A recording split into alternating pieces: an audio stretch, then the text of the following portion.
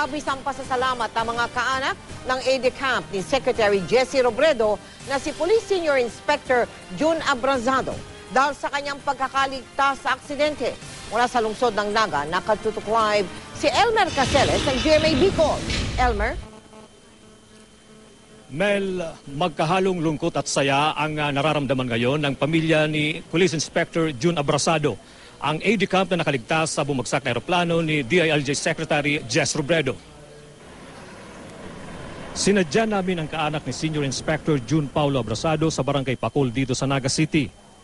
Inabot namin ang bunsong kapatid ng aide-camp ni DILG Secretary Jess Robredo na si Michael. Laking pasalamat daw nila at nakaligtas ang kanyang kuya sa plane crash.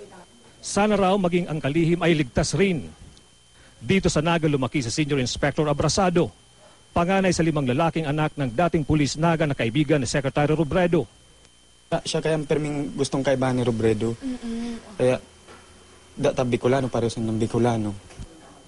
Pero ang saya daw hatid ng malaking milagrong pagkakaligtas kay Kuya June, nahaluan din ng kalungkutan. May mga naririnig daw kasi silang hindi maganda tungkol sa pagkakaligtas ng mga mangingisda sa kapatid na pulis mula sa trahedya at kung bakit hindi natulungan ang kalihim.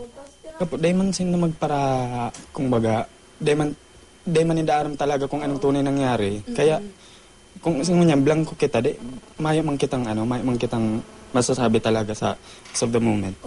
Bagamat ligtas na ito sa kapahamakan, naikwento raw ni Senior Inspector June na nalulungkot siya dahil hindi nahanap ang boss.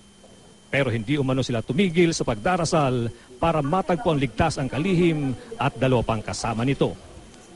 Lahat na lamang po tayo nananalangin na mahanap pa rin si Robredo, tapos yung 2 niya pang kasama. Alam mo, Mel, hinahanap sana namin mula pa kahapon. Ito si June Abrazado, una sa ospital sa Legazpi at ngayon dito sa lungsod ng Naga kung saan sinasabing nakakonfine ito.